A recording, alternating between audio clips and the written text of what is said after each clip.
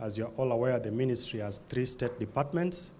There is a State Department for Internal Security and National Administration, the State Department for Correctional Services, and the State Department for Immigration and Citizen Services. Welcome, Waziri. Thank you, PS Dr. Raymond Omolo. I thought you will introduce the senior officers here, but I can do it on your behalf. Of course, you know Raymond is our PS for Internal Security and National Administration. Then we have Professor Bitok, the PS for Immigration and Citizen Services. At the moment, we are waiting for a deployment for us, a PS for Correctional Services due to the changes that were done in government about a week ago.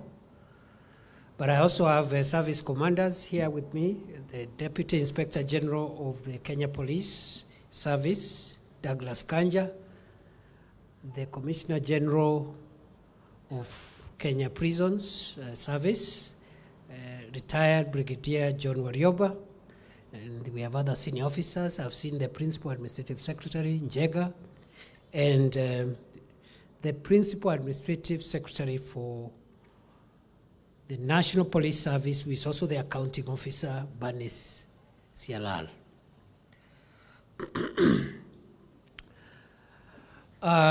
Good afternoon, and it's good to see all of you. On Saturday was my 6th month in office since I was appointed on 27th of October 2022. Let me start by saying it's a great honor for me to serve as our country's Minister for the Interior and National Administration. Those 6 months have been a journey like no other. Yet, as I have said, it's a great honor and privilege.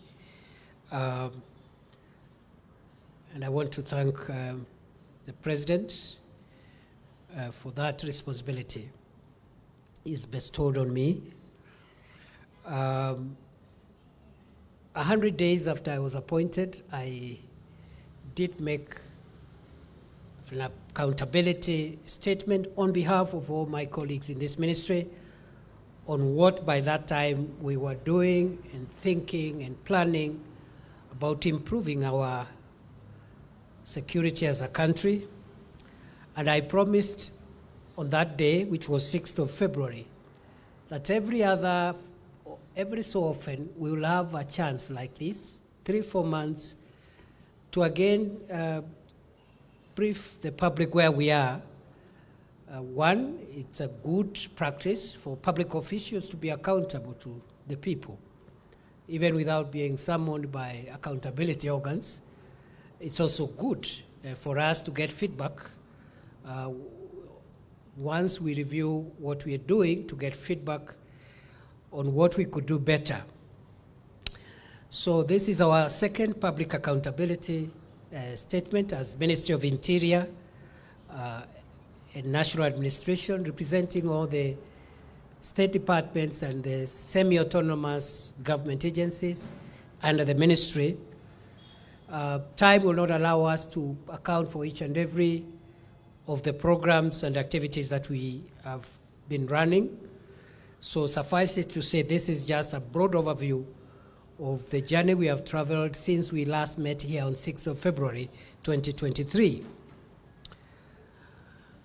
What have been our achievements, if you ask us? Number one, during the period under review, we have completed an assessment of our country's key national security threats. We've been able to scan and map and prioritize the priorities we have if we have to move Kenya to the league of safe countries in the world, because that is our target. We want to make Kenya safe. And for that to happen, there are things that must be done, including reducing the incidents of crime, but also building public trust and confidence in the organs of national security as we go along. So we thought between February and now, we thought it's important for us to look at the risks and threats that we continue to face as a country and give them priority. And once we've finished that assessment, and it was carefully done with the support of experts and stakeholders, we have been able to conclude that among the security challenges we have 5 major priority national security priorities or national security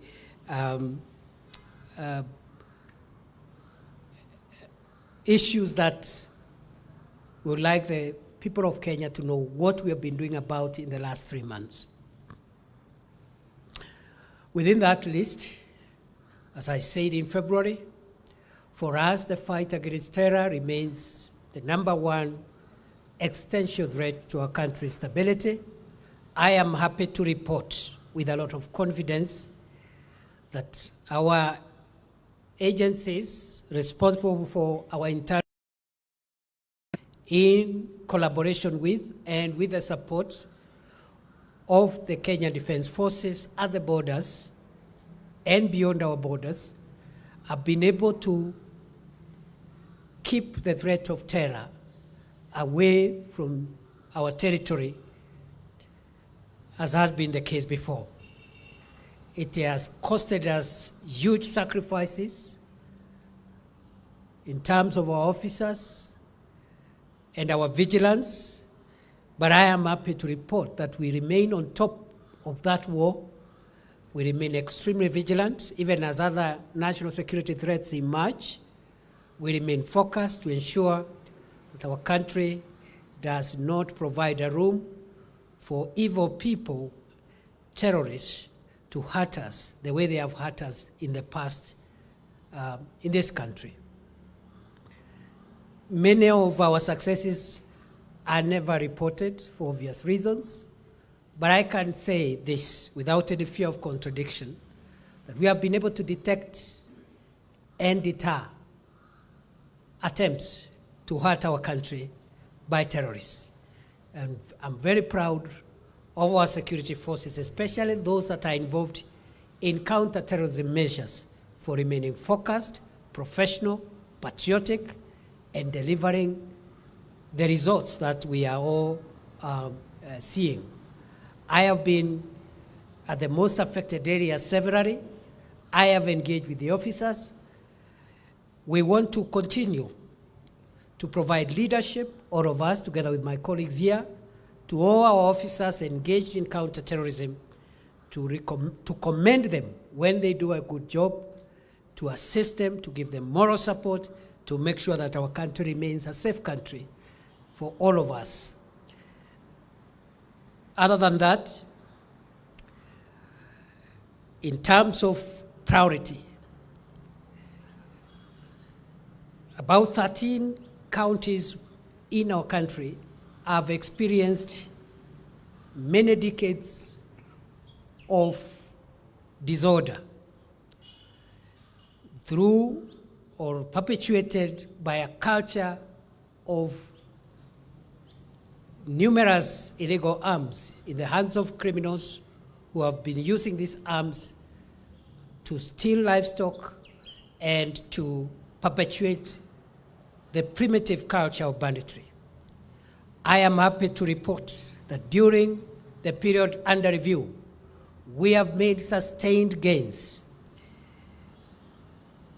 in our war against bandits and the terror that they have posed on our people.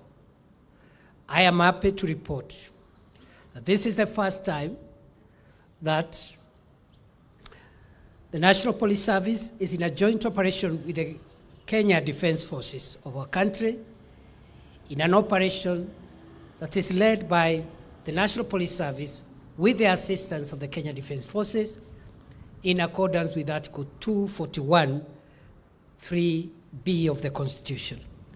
And of course, the Kenya Defense Forces Act, Section 31 and 34. I am happy to report to the country that we have made great strides in the war against banditry, and we deliberately decided that although we know this is a war that is going to take us quite a bit of time, we must first silence the guns in the north of our country and make sure that there is law and order so that we can look at the long-term solutions to this age-old problem. I want to commend the patriotic work done by officers of the National Police Service and the Kenya Defense Forces in Northern Rift Valley, in the areas where the operation Maliza Uhalifu is ongoing. I have been there numerous times. I have seen the sacrifices that they continue to make every day to make sure that we keep bandits at bay. This is a good lesson of how the organs of internal security can cooperate with organs of our defense for stabilizing and making sure that our country provides a safe environment for us and our children. And therefore grateful also to the other agencies who are working closely with the security agencies, including national government administration officers and all the teams that have delivered what I consider significant successes in the fight against bandits. I did promise sometimes last year, just a few weeks after I was appointed, that the Kenya Kwanza administration is going to be the administration that will completely obliterate bandits from Kenya and make them part of our history.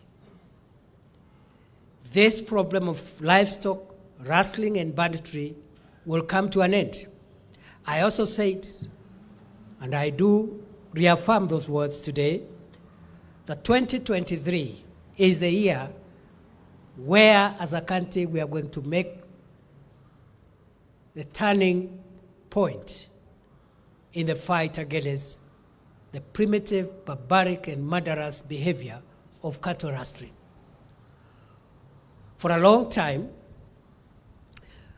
these criminals have been using some spaces within parts of our country which are difficult terrain spaces, inaccessible, and generally uninhabited. It has, over the years, it became very difficult for security agencies to mop bandits from these places. And when I made the orders that we made on 12th of March at the Malasso escarpment, we did gazette certain areas as disturbed and dangerous and requested the public, if there was at all any member of a law-abiding member of the public, to vacate those places. We were not speaking to bandits, we were speaking to any member of the public who could have been in those spaces. And because of the culture of impunity, many of these bandits thought we were playing games. And some of members of the public whom we suspect could have been family members of these criminals heeded the 24-hour notice, and therefore we did promise that any Kenyan who was legitimately affected as a result of the movement will be resettled. And therefore, in our next phase We're going to look at if any genuine cases of displacement were caused.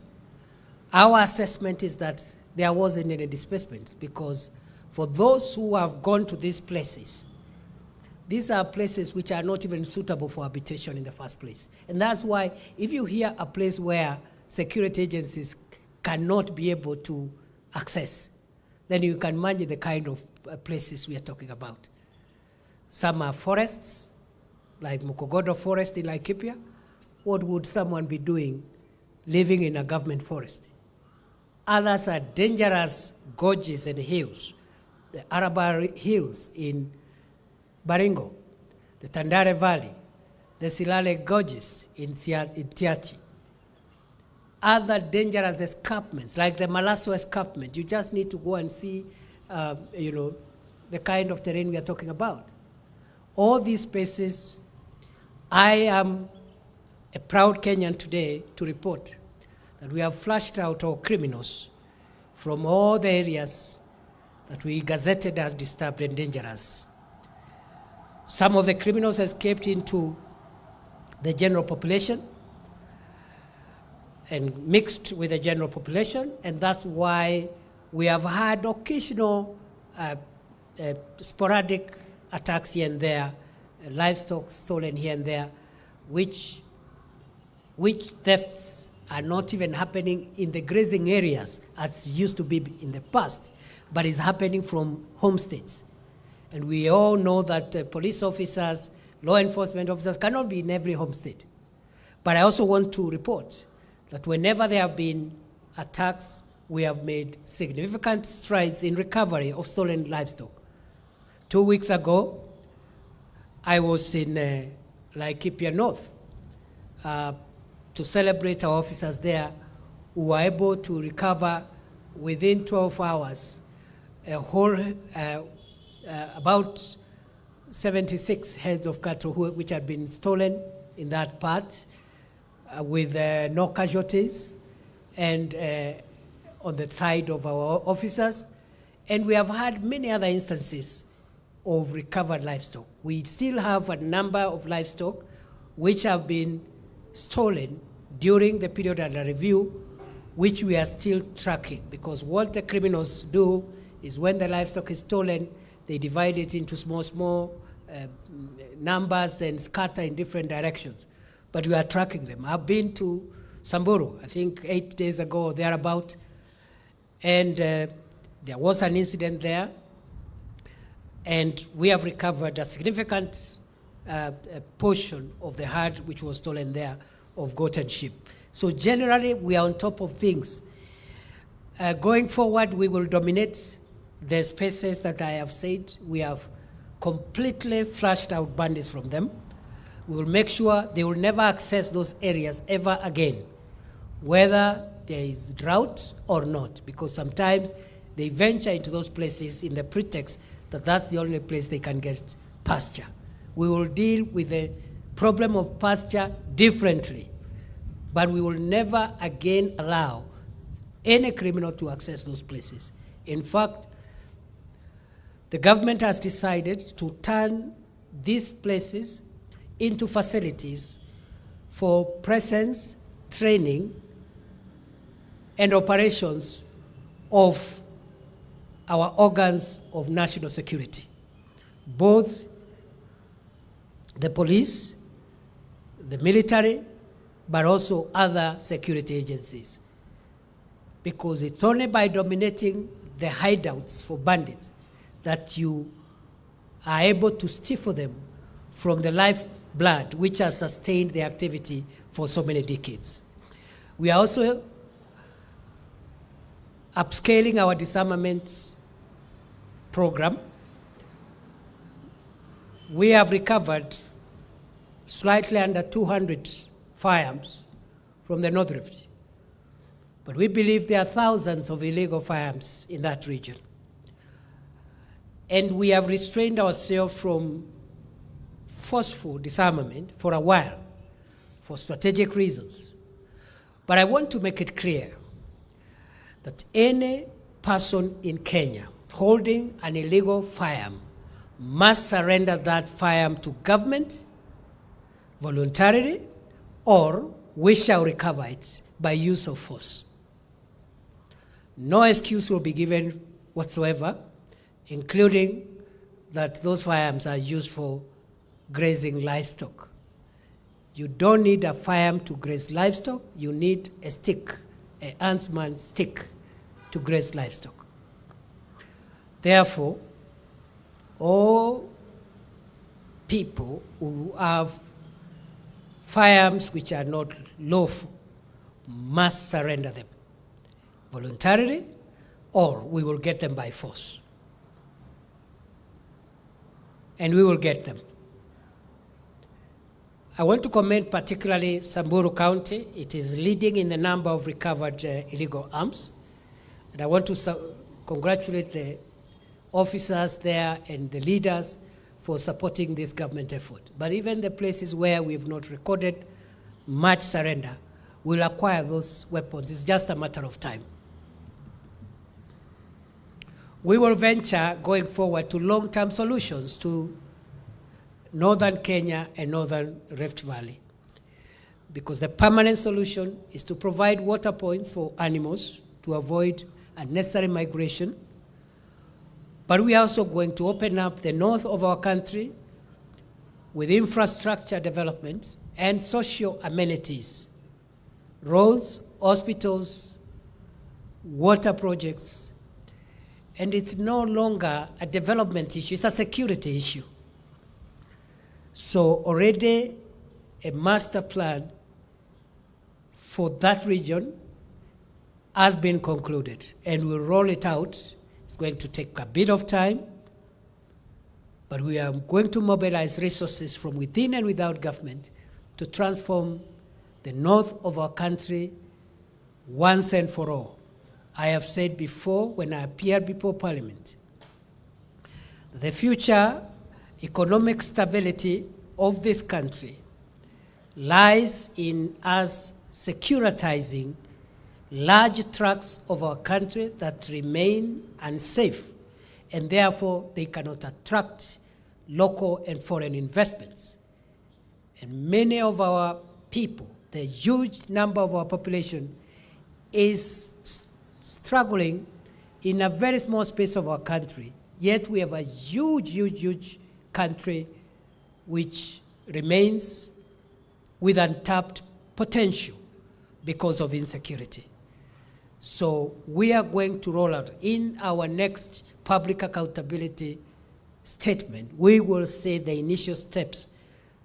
Some of them we have started taking already.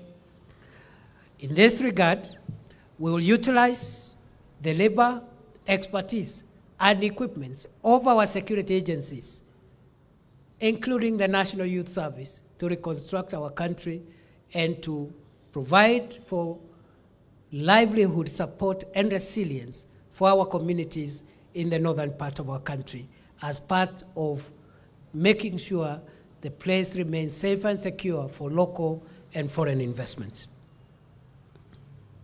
That's where we are. During the period under review, we have also been able to initiate war on our number 3 priority national security threat, which is the trade, manufacture, use, and abuse of illicit and toxic alcoholic drinks, narcotics, psychotropic substances, and the engagement in other organized crimes. We have already done 2 regional forums. We will continue with other forums in Upper Eastern, at the coast, in Western, in Nyanza, every part of our country.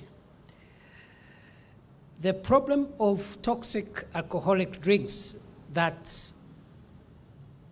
are being manufactured and sold to our young people with detrimental consequences looks like a social problem. It's not a social problem. It's a very serious national security problem.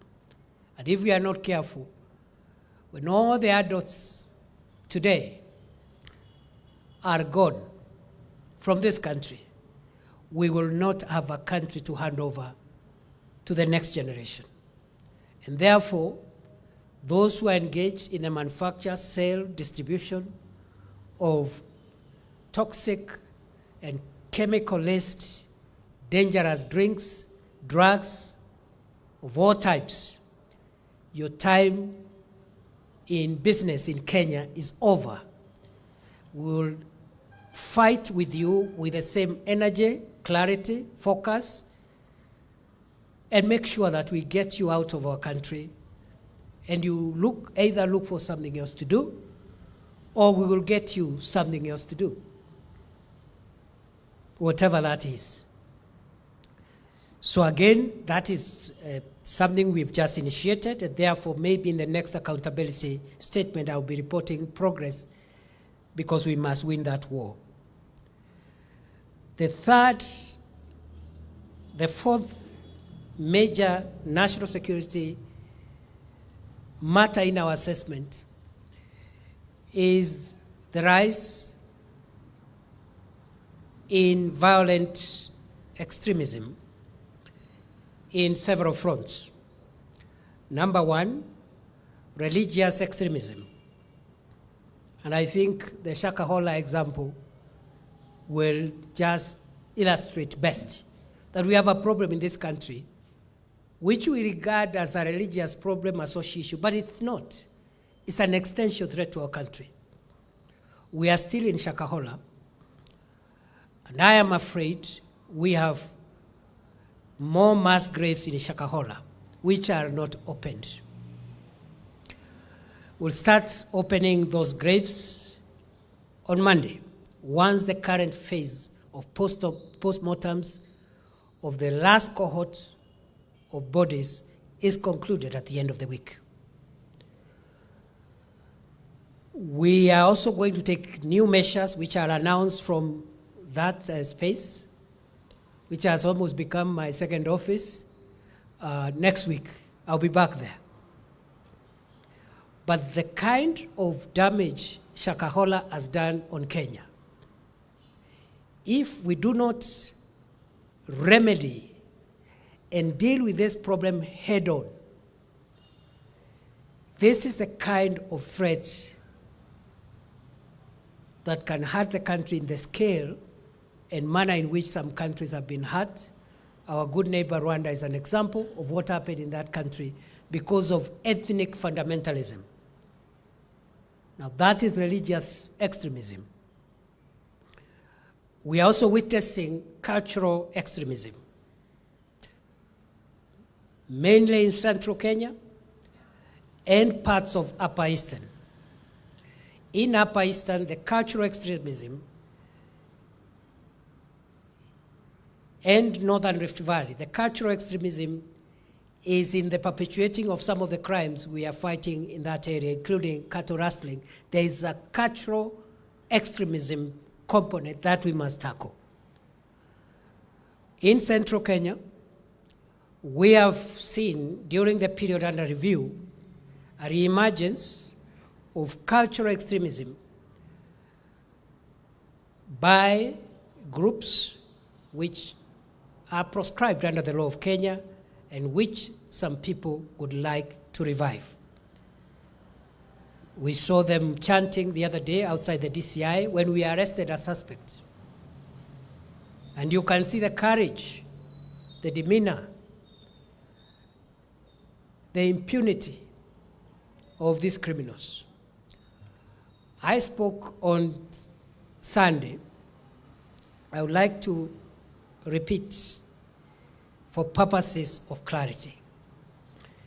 Any person who thinks that we can go back to the years when terror groups hiding behind culture raped our women and our children, as well as extorted money from business people, that person is dead wrong. All those who could be recruiting unsuspecting youths to take part or to join prescribed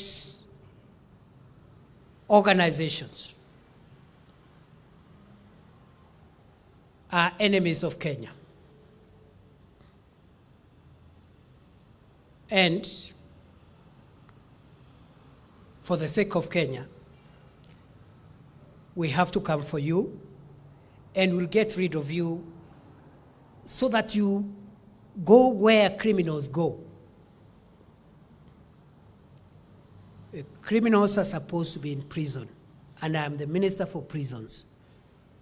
As much as I want to decongest prisons, but at the same time, I have room for dangerous criminals, like the people recruiting our young boys, giving them hard drugs and cheating them, that they can fight security agencies, extort money, kill people, and commit sexual violence against the women and girls of Kenya.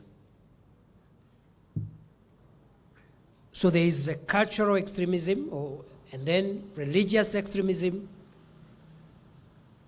and non-religious extremism. No amount of resistance will arrest our resolve to make sure that Shakahola never happens again on the soil of Kenya. No amount of resistance, not even by going to court and getting injunctions and having suspects freed on bail. We will use whatever method feasible as a country, because it is a shame for us, collective as a country, that Shakahola happened. By allowing Shakahola to pass like that, we would have failed future generations. And therefore, all those priests, pastors, monks, rabbis, imams, other religious people who could be involved in criminal activities and are hiding behind the Holy Scriptures, that the use of Holy Scriptures will not save you from the jaws of justice. We are done with MATIANG'I and his perpetrators. We will have you as the next example. And I can report we are actively investigating a number of extremists, leaders of groups purporting to be religious groups, but who are engaging in serious crimes against humanity, including sexual violence, slavery, torture, and inhumane and degrading treatment. No religion, no scripture, no legal provision will save you from accountability and justice. We will not fear you because you are invoking the name of God. We are all human, and we all know God in our own ways. So we are not going to allow you perpetuate crimes and hide behind scripture. And fundamentalism and extremism is not a reserve of a particular religion. All criminals hiding behind religion, your time for business in Kenya is over. Look for another business. People manipulating believers and faithfuls, robbing them their property, indoctrinating them, radicalizing them. And when we ask questions, they wave some doctrine. As you're aware, we have established a task force, and the Commission of Inquiry has been established. Those are some of the accountability mechanisms that will help us, but we are actively investigating, and we are zeroing in on a number of other MATIANG'I-like people before they cause us harm. The harm levels will be less, but the direction they are taking is the Mackenzie-Shakahola route. Finally, in terms of national security threats, is the rise of violent resolution of political, economic, and social disputes in our country. Let me start with politics. In recent months, although it has been a problem for a long time, politicians who have political grievances want to incite the public and use the constitutional provisions that are so clear and unambiguous. They use those provisions in a warped manner to imply that the fundamental rights and freedoms include the right to kill, torture, and loot people's property. I have said before, we are aware as government that we have a constitution, a very, very solid constitution, especially on the Bill of Rights. But we are also aware that constitution is carefully worded to allow the exercise of those rights within the law and in a situation of peace and law and order. Started at the national level. That culture has now percolated to the countryside, to lower levels, to low-ranking politicians, and in the period under review, we have witnessed certain behavior, if not curtailed, will make our country break down its long tradition of law and order and the rule of law.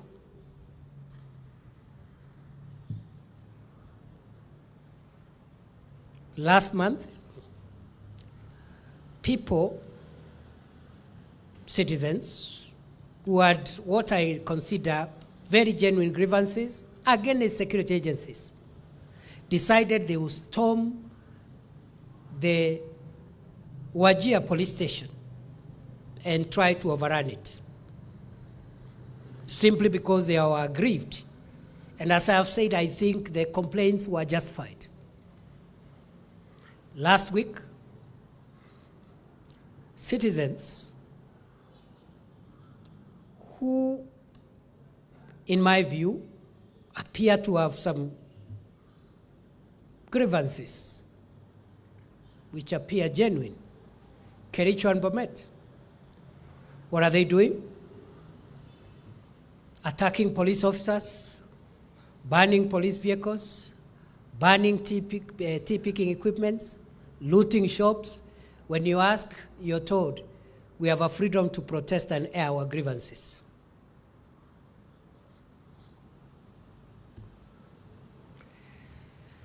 I have just returned from Isibania, where over the weekend, last weekend, a group of hundreds of heavily armed civilians carrying crude weapons, including stones, axes, and all manner of crude weapons, stormed Isebania police station. Again, on the basis of what appeared to be very genuine grievances. Highly organized, highly facilitated group of civilians and citizens attacked a police station, attempted to overrun the police station, attempted to break into the armory and steal firearms, attempted to free persons who were in lawful custody. I am from that border town now this morning. and I have made it very clear that first we will take accountability as security agencies, that when we do not deliver our services or some of our officers are engaged in corruption or they are engaged in harassing wananchi, we are going to take action against those officers. And I have said to the community there and all other affected areas where these grievances are emerging, I have said this government will side with the public, even when public officers appear to have violated their oath of office and broken the law. We will side with the public. And we are willing, the government will part ways with any public officer who misuses their authority for the sake of our country. And going forward, it will not be enough to transfer public officers whose conduct has clearly gone outside the services they are going to provide, and the public confidence has been lost, because transferring such an officer is transferring a problem from one place in this country to another place in this country. So we'll find ways of dealing with that. But I have made it very clear today, and I repeat here, it doesn't matter the nature of the grievances we may have. We must decide as a country to resolve our grievances, be they political, historical, security grievances, administrative grievances. We must resolve them within the law, peacefully, and within the structures established under our Constitution and the laws of our country.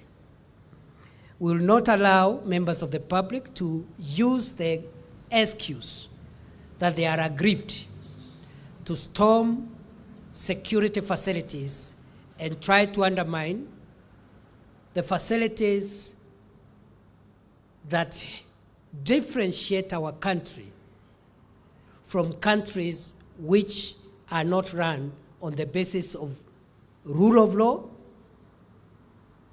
peace, and order.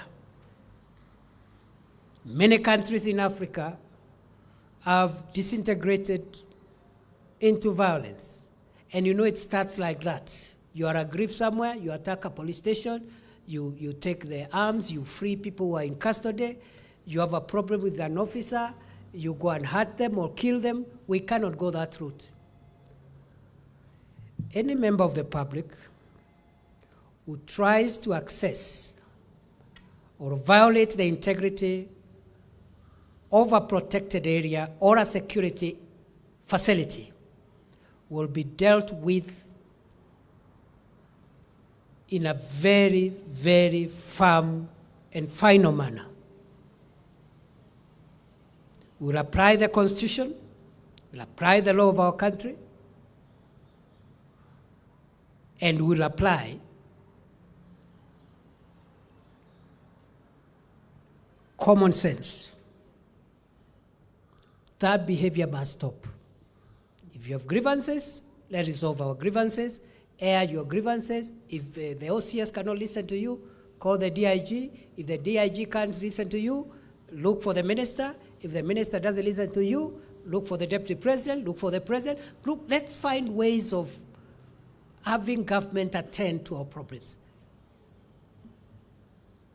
Please, fellow Kenyans, nobody in their right mind should think of trying to forcibly enter a protected area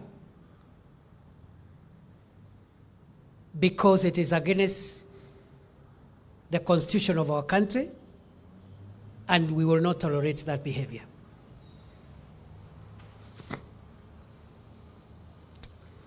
During the period under review, we have also established, we have perhaps a final priority area of our national security, and that is climate change, which appears an environmental issue.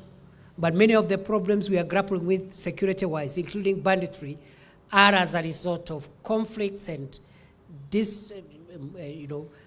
irregular movements of people from habitual places of residence. And this is because of the climate change. So we are mainstreaming climate change into our national security priorities. Having said that, allow me to say this in a few minutes, and then I finish. Other than mapping out that assessment, we also want to admit that we have had setbacks, even as we try to reduce the incidence of crime, deal with banditry, the fight against terror, illicit drugs, violent extremism. But we have also had setbacks. I'll just isolate 4. One, for me, one of the biggest blots on our performance as a country and our security agencies is the unfolding matter of the Shakahola Forest Massacre. For many years to come, I don't think we'll ever escape the blame, and I don't think we'll get the right words to explain how Shakahola happened, and especially how it happened in the manner in which it is unfolding. For me, the least that we can do is to make sure that it gives us enough lessons to make sure that it's never happened again. Setback number 2. We have done our own assessment during the period under review on our performance and service delivery as a ministry, in all the state departments, in all the agencies in this ministry. And that review was done objectively, using experts. And the feedback we have got is not very good. The feedback we have got is that many public officers do not enjoy the confidence of the public for one reason or the other, including corruption in some of our agencies. So I want to say that's a huge setback, and in the months ahead, we must look at how to win the confidence and the trust of the people of Kenya. All our agencies, all our 3 state departments, we are not doing very well in terms of confidence levels in our service delivery. The old matter of corruption also came out very strongly, that some of our officers are engaged not only with the theft of public funds, but also with taking bribes from wananchi to induce them to offer services. Again, all the agencies, all the state departments are implicated. And I don't think it is too much to ask. If you are a public officer and for you to give service, maybe you are a chief, or you are a deputy county commissioner, or you are a police officer, and for you to serve a Kenyan, you require a bribe. Please look for something else to do.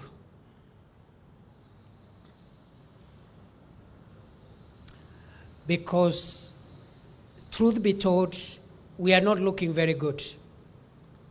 And it is not all officers, just a few people whose culture has destroyed this confidence of the public. So that issue of corruption and the diminishing public confidence is something that we want to work on, and we will be reporting progress in our next public accountability statement. And finally, organizational culture. The feedback we have got from our survey is that our work ethics, our organizational culture, our engagement with the public, matters corruption aside, is not as good No, it's about culture and organization behavior. So we are going again to be looking for reforms around those things so that we address the setbacks. Lastly, in 2 minutes, I want to summarize some of the reform areas that we are looking at in the months ahead. Of course, we are waiting for the task force on the reforms, terms and conditions of work in the Kenya National Police Service and Kenya Prison Service. They were supposed to finish their work end of this month. They have requested for a final extension. And we have made it very clear that the government will not give them any further extension beyond 30th of June. They must have finished their work and handed over the report to the president, because we need closure on this matter. We are looking at some of the things I've shared about culture and organization change, improving career progression of our public officers in different agencies. We are looking at digitization of all our services in line with the government policy of automating and digitizing service delivery. We are also looking at decongesting prisons, and we have given ourselves a target that we will reduce decongest prisons by several ways. Of course, we'll utilize the constitutional route of the power of mercy. We will also use the CSO judge to ensure that petty offenders can be given suspended sentences, and also some of the remandees on petty offenses that do not harm society do not have to stay in prison. Over half, more than half, nearly 60% of the inmates are remandees and are involved in petty offenses. So we have to decongest our prison facilities by half within the next 1 year.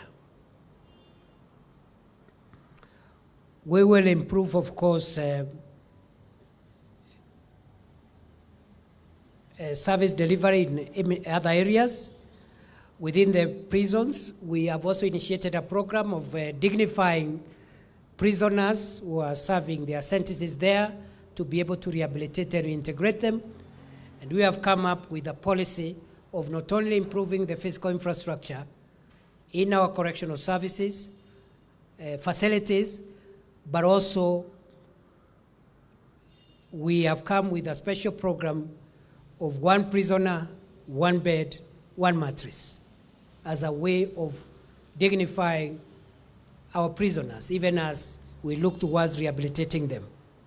We'll modernize the prison enterprise workshop. We'll mechanize the Kenya prison farms. We'll modernize our probation and aftercare services department, which is not doing very well at the moment. We will bring down crime statistics. We will bring reforms within national government administration cadres, the Ngao cadres. We will provide insurance cover to our National Police Service, and so on and so on. Before I end my remarks, we also have another setback which has affected us during this period under review, and that has to do with our delivery of service with regard to issuance of the Kenya passport. During my last accountability statement, I did promise that we will be reforming that department, and the issuance of passports is one of our targets, to multiply Kenya passport holders from the current 3.5 to 10 million holders in 5 years. However, we are not doing well because of 3 things. One, We had a small problem of pending bills incurred under the previous administration, which we had to resolve. 2, our passport printer broke down a few weeks ago.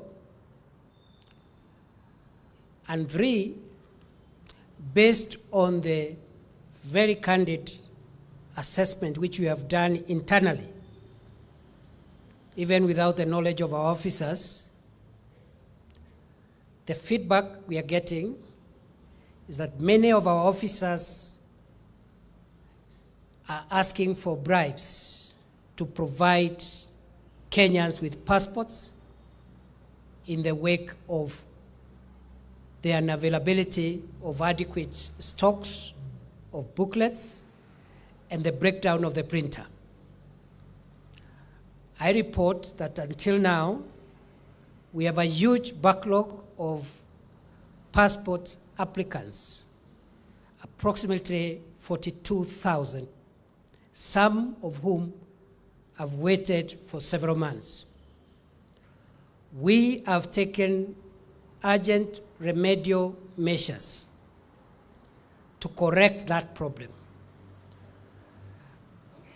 I plead for patience, and within 7 days, we will restore the broken equipment, and we already have stocks that arrived on Friday, which can help us clear the backlog and also help us with the normal ongoing applications. Because the backlog is 42,000, and we already have in our possession in excess of 60,000 booklets. So for that backlog, we require for patience as we acquire the printing equipment, because the booklets are printed, but then we have our own printing to customize those booklets to individual holders. That is the equipment that is broken. We have taken measures to restore the production chain in the next 5, at most 7 days. And I want to pledge on behalf of my colleagues in the ministry that we will clear all the backlog of passports in the next 21 days. And from that date, we will make sure that anybody who applies for a new passport must get it within 7 days, and if it is classified as an urgent or emergency application, must get that passport within 24 hours. In the meantime, we will make far-reaching administrative changes within the Department of Immigration and make sure that we make it impossible for any person to ask for a bribe from a Kenyan to provide passport services. Any person within our officers who is giving government a bad name will just treat you as a criminal. And so in my many responsibilities, I am going to supervise that exercise myself, so that the things I have promised here, I don't come here in October to tell you the situation is worse. We will clear that backlog in 21 days. How we do it, we have to figure out. Once the backlog is cleared, any Kenyan from any part of the country who apply for a passport must get it in 7 days. If it is a medical, educational, or other emergency application that has clear deadlines. That passport must be produced and given to the applicant within 24 hours. Nataka nichukue nafasi hii kuwashukuru sana. Asanteni sana. Kama mlivyosikia, tunajaribu. Lakini kazi ni mingi. These officers you see here are the ones who have helped me write the story. If anything good has happened, it is these officers plus thousands of other officers who are not here. They are the ones who have written the story. Mine is to read the story.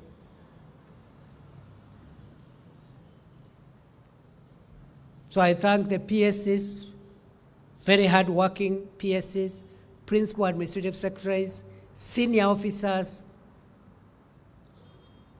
the leadership of the National Police Service, the Kenya Prison Service, doing a wonderful job. And I want to promise the people of Kenya, we'll make Kenya a safe country. And once Kenya becomes a safe country, the economic struggles we are having, the bottlenecks in unleashing our country's potential to make it an inclusive and prosperous society for all will be possible once we unlock the security matters. I'll take only one question.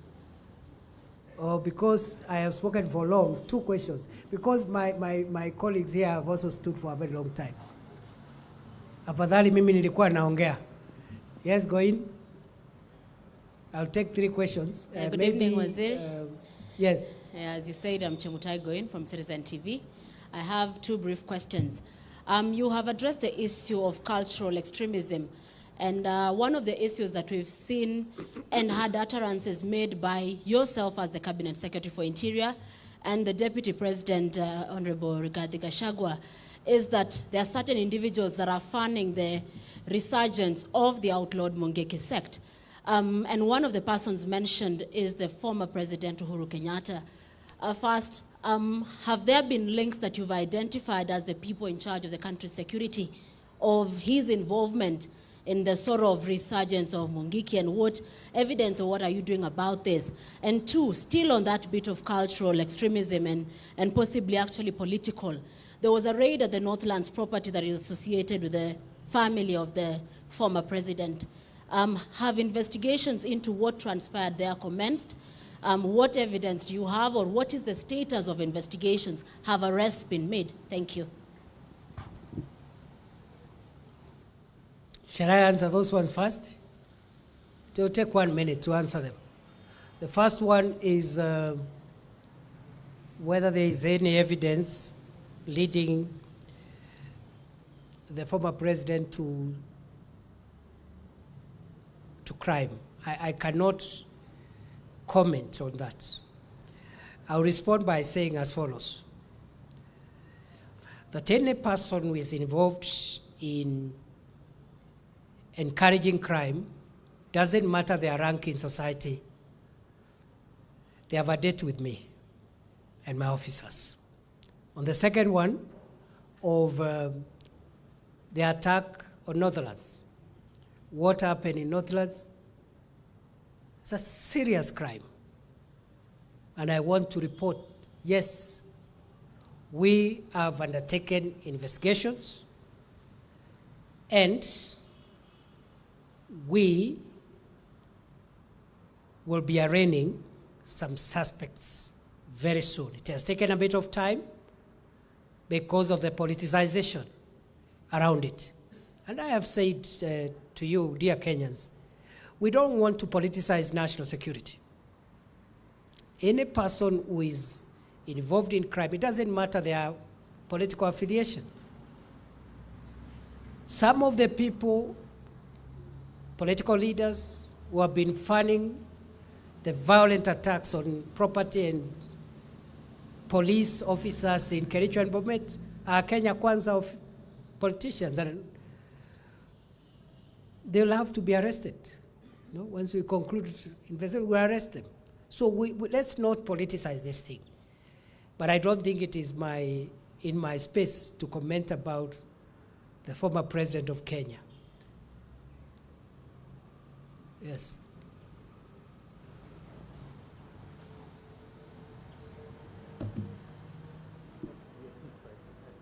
Si musaidia huyo. Any of you, both of you, any of you, yes. Thank you so much, Bwana Waziri. I'm Lawrence Nyando from Radio Omini. You've talked about the issue of guns to do with the people, especially the bandits.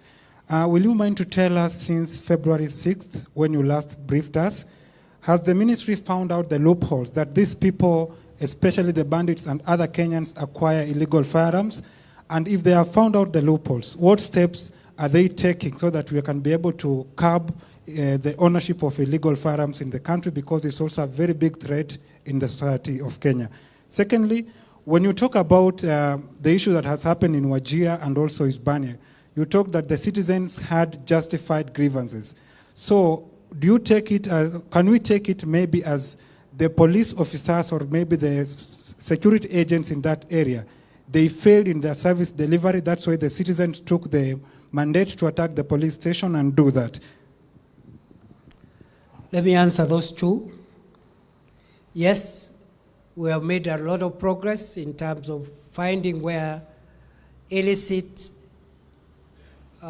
arms have been sourced from and where they have been going. It's not in my place to say what steps we have taken. I just want to promise results. First, we are going to mop out all the illegal arms in that region. And we are going to have a huge ceremony here in Nairobi where we'll destroy all those arms. Many arms, because they are there. And there's a reason why we are taking time before we start visiting every home and recovering those arms for strategic reasons. So allow me to leave it at that. With regard to Isebani,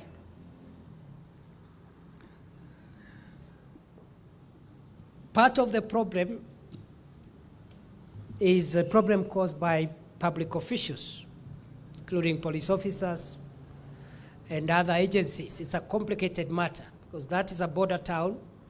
We have had incidents there, even beyond the current incident that triggered the riots last week. There were other cases of crime, murder, extortion, trafficking in narcotics around that area, and ethanol illegally entering the country around that area. And part of the problem of that breakdown in service delivery is by public officials. The government, therefore, as I have said earlier, will remove all the officers there, and as we transport them out of Isebania, we may not be taking them to new stations for the reasons which I said earlier. Because taking them to new stations is transferring a problem to another part of the country which equally deserves good services. So I agree. And it's not just police officers, even customs officers, immigration officers. And you know, for the people to be angry enough to attack a security facility, definitely there must have been grievances. But on the other hand, that is not the way to resolve grievances. Nobody in Kenya should ever dream or think ever again of attacking a police station or a security facility.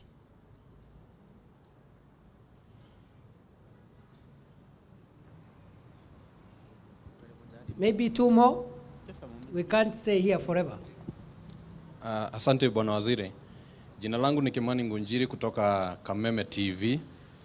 Na ningependa kuuliza swali kutokana na lile jambo ambalo umelizungumzia linahusiana na masuala ya maandamano ambayo yamekuwa yakifanyika hapa nchini, na hasa miezi kadhaa ambayo tumeshuhudia maandamano ya upinzani na kuna vifo ambavyo vilitokea wakati ule ambavyo maafisa walitajwa. Kuna baadhi ya maafisa ambao walihusishwa na vile vifo.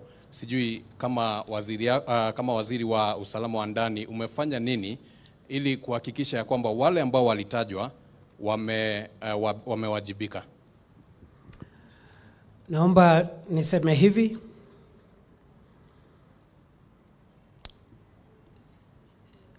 All those officers who were mentioned in terms of misusing firearms or excessive use of force have been investigated, and the reports have been made to the prosecuting authorities. A few are still outstanding. Some of the investigations were done by our internal affairs unit, the National Police Service. Others are being undertaken by the oversight agency of the National Police Service, which is the Independent Police Oversight Authority, on all the issues where these matters have arisen, including Isebania. So some are ongoing, and the government policy is that any police officer or any security officer who misuses their firearms outside the law is on their own. And it is them and the law. And we will not interfere either with the work of IPOA, with the work of other investigative agencies, where there are clear circumstances of misuse of firearms or unlawful use